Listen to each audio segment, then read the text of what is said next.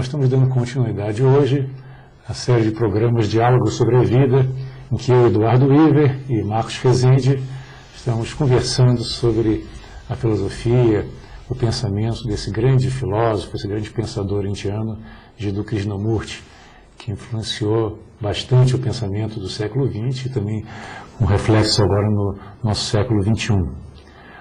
O tema de hoje é sensibilidade, é o despertar da sensibilidade. Nós vivemos numa sociedade que cada vez está mais competitiva, mais violenta, mais embotada pela propaganda. E hoje nós vamos questionar até que ponto nós estamos perdendo um pouco da nossa natureza na medida que nós entramos nessa onda de consumismo, nessa onda de envolvimento com um padrão de um ritmo de vida extremamente acelerado, cada vez mais longe da natureza. E será que esse estilo de vida que é típico, especialmente da civilização ocidental, não está nos afastando da nossa real natureza? E será possível mudar essa tendência hoje na nossa sociedade para cada vez mais velocidade, mais desempenho, né? Aquela luta constante contra o tempo? O que você acha, Marcos? Esse é um tema desafiante. O Krishnamurti até tem um livro com esse título, O Despertar da Sensibilidade. E realmente, como você coloca, a vida é uma correria muito grande, né? A gente vive numa voracidade, já acorda olhando para o relógio com 1000 compromissos, e há uma compulsão muito grande para se atingir objetivos externos, e a gente quase não para olhar para dentro e também para dar atenção às pessoas, para ouvir, né, para observar a natureza. Enfim, a gente vive uma vida que é de busca de realização material e de sucesso, e nos tornamos um tanto quanto embrutecidos nessa busca de êxito. Portanto, cabe aqui a reflexão. Será que essa vida de simplesmente conquistar coisas e posições no plano material é a vida no sentido mais pleno, no sentido mais profundo da palavra? Pois é, você vê que a nossa sociedade cada vez valoriza mais o sucesso, como você dizia. Toda a nossa educação é voltada para a realização profissional, para ser alguém na vida, para ter sucesso, para conseguir um cargo mais elevado, para ter status, ter reconhecimento, ter assim, uma projeção ou política ou social. De maneira que existe esse mito, né, que foi criado na nossa sociedade do homem bem-sucedido. E aqueles que não conseguem atingir esse padrão, né, de sucesso acabam se sentindo rebaixados, sabe? Acabam se sentindo perdedores, né, na nossa sociedade. Então nós temos, por um lado, uma elite que cada vez está mais voraz, querendo obter mais, valorizando cada vez mais as suas posses, e uma parcela substancial da nossa população mundial que está numa condição miserável, com possibilidades mínimas de ascensão, ou mesmo de ter aquelas condições básicas de uma vida saudável, de uma vida com condições humanas, né, no sentido profundo da palavra. Pois é, eu não vejo outro caminho senão o do autoconhecimento, do despertar da sensibilidade, porque essa ganância, essa voracidade, essa ânsia por mais e mais, essa atitude predatória em relação à natureza que você acabou de falar, ela na verdade é uma atitude que nasce dentro do ser humano, né, que não percebe a si mesmo, não percebe a sua voracidade, a sua ambição por acumulações de coisas materiais, sendo que a gente sabe que essa vida é uma vida passageira. A gente sabe que todos nós estamos aqui de passagem. E que nada disso que é acumulado no plano material vai poder ser levado para algum lugar depois que nós morrermos. Não é assim? Tudo vai ter que ser deixado de alguma maneira. Então, eu vejo que o ser humano, na sua falta de percepção de si mesmo, na sua falta de autoconhecimento, ele fica buscando o engrandecimento através do sucesso material, do sucesso no plano meramente objetivo da existência. Mas, ao deixar de dar atenção ao lado subjetivo da vida, que realmente implica na percepção do que está acontecendo dentro de cada um de nós, a gente perde a sensibilidade e, como eu disse, nós nos tornamos pessoas embrutecidas, pessoas que estão sempre competindo, sempre querendo o sucesso a qualquer preço, quando, na verdade, isso aí são coisas muito insignificantes. Se você olhar o que é a vida plena, a vida feliz, a vida realizada, não apenas exteriormente, mas realizada interiormente, né? Pois é, mas acho até que a maioria das pessoas, pelo menos que tem certo nível intelectual, entendem parte do que você está falando, de que nós não levamos nada aqui dessa vida, que um dia nós vamos morrer de qualquer maneira, mas a nossa cultura e os meios de comunicação vendem uma imagem tão forte da necessidade de você se firmar, da necessidade de você ter sucesso, que quase que inconscientemente você sai em busca dessa realização. Quer dizer, toda a estrutura educacional, né, é competitiva. E nós embarcamos nessa competitividade sem perceber.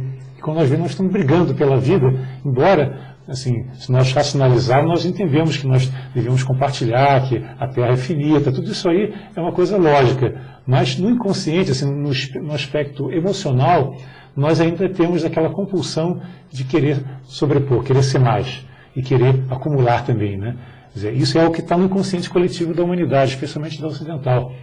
Quem não tem alguma coisa, quem não tem condição social, quem não tem uma boa casa, um bom carro, vestes, né, de grife, etc., são pessoas que estão por baixo. Então, como a gente conseguir suplantar esse condicionamento mental que nos impele sempre a um padrão de comportamento que é justamente aquele vendido pelos meios de comunicação? Pois é, essa é a cultura da sociedade. A gente nasce num meio social onde existem valores estabelecidos. Cabe a nós questionarmos esses valores. Cabe a nós verificarmos se esse modo de vida traz felicidade, se ele faz as pessoas felizes. Então, não há dúvida de que você nasce num meio em que a sociedade joga toda uma influência sobre você. Agora, ou você vai ser uma ovelha do rebanho, que simplesmente vai ser conduzida pela propaganda, pelos meios de comunicação, ou você vai refletir, ou você vai parar para questionar o próprio viver. E nesse questionamento, você tem a chance de ver o que é verdadeiro e o que é falso. Ou seja, muitas e muitas ilusões são vendidas por essa cultura, por essa propaganda, mas que são coisas efêmeras, coisas que não nos fazem realmente felizes, né? Então, quando Krishnamurti insiste na necessidade do autoconhecimento, do observar a si mesmo, do observar as pessoas, observar a natureza humana, observar a própria natureza, nesse estado de observação você está sempre aprendendo e você se torna uma pessoa sensível. Não sensível no sentido da pessoa melindrosa, que se ofende com qualquer coisa, enfim, talvez até a gente possa ver que ao perceber a nós mesmos, nós só nos ofenderemos com alguma coisa se nós quisermos. Porque às vezes uma pessoa quer ofender a outra, mas a outra não se ofende. E às vezes ela nem quer ofender e a outra fica toda ofendida. Não é assim? Então, a sensibilidade invertida, né, nesse sentido de se magoar, se ofender e tal, é falta de percepção de si mesmo, é falta de percepção das suas próprias emoções. Agora, a sensibilidade no sentido de estar atento, de estar acordado, de estar desperto, de ouvir por inteiro, de dar atenção total ao que quer que esteja sendo observado, isso aí produz uma revolução na vida do indivíduo. E aí ele deixa de ser um cordeirinho do rebanho que vai sendo manipulado pela mídia, pela cultura, por esses valores que são muitas vezes valores absolutamente falsos, né? E ele começa a enxergar por si mesmo, ele começa a ser uma luz que começa a ver as coisas como elas são.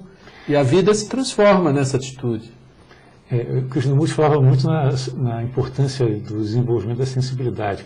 Inclusive nas escolas que ele fundou em vários países, né? Existe escola Krishnamurti na Inglaterra, nos Estados Unidos, na Índia, na Suíça. Ele sempre deu uma grande importância no despertar dessa sensibilidade e todo o trabalho, vamos dizer assim, na escola, todo o trabalho educacional pedagógico, tinha como uma tônica o desenvolvimento da capacidade reflexiva, né? E a sensibilidade para a natureza também. Então, acho que nós, pelo fato de vivermos entre quatro paredes, na maior parte do tempo, nós esquecemos um pouco essa nossa integração com a natureza. Nós vivemos de uma forma separatista, de uma forma isolacionista, e esquecemos que nós somos parte desse todo. Nós somos pessoas embotadas, porque nós vivemos em função de interesses. A gente está sempre correndo atrás de algum interesse. E aí não há sensibilidade para ver, para ouvir, né? Os sons da natureza, as nuances de cores, as infinitas formas de beleza que a natureza mostra.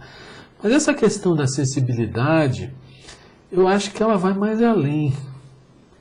Ela demanda um olhar para dentro de si mesmo também. Porque, repare só, todos nós, as nossas ações, elas são ditadas por mecanismos que vêm do nosso inconsciente, da nossa subjetividade. E nós, em geral, nessa luta frenética pela vida, pela sobrevivência, nessa corrida atrás de sucesso, de dinheiro e de posição, a gente não olha para dentro de nós mesmos, até para as compulsões que existem na nossa subjetividade, nas ânsias, na busca de satisfação, na busca de prazer.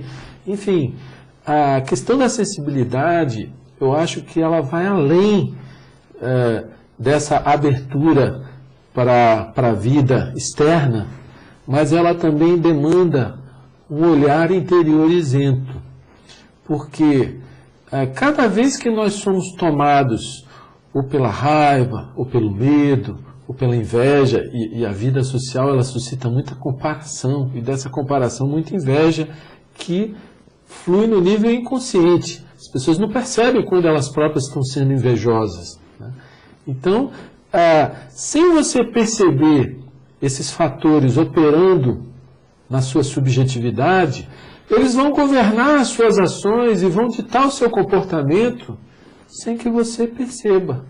Você vai ser um refém dessas tendências subjetivas inconscientes, não percebidas.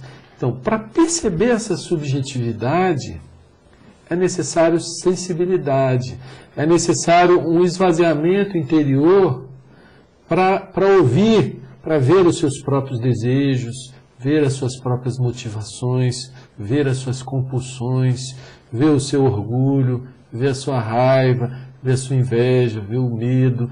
Todos esses fatores, os mais variados que operam no nosso mundo subjetivo, eles precisam ser observados, trazidos à tona, para que haja a libertação em relação a eles. E sem sensibilidade, é praticamente impossível você fazer esse mergulho interior que é autoconhecimento.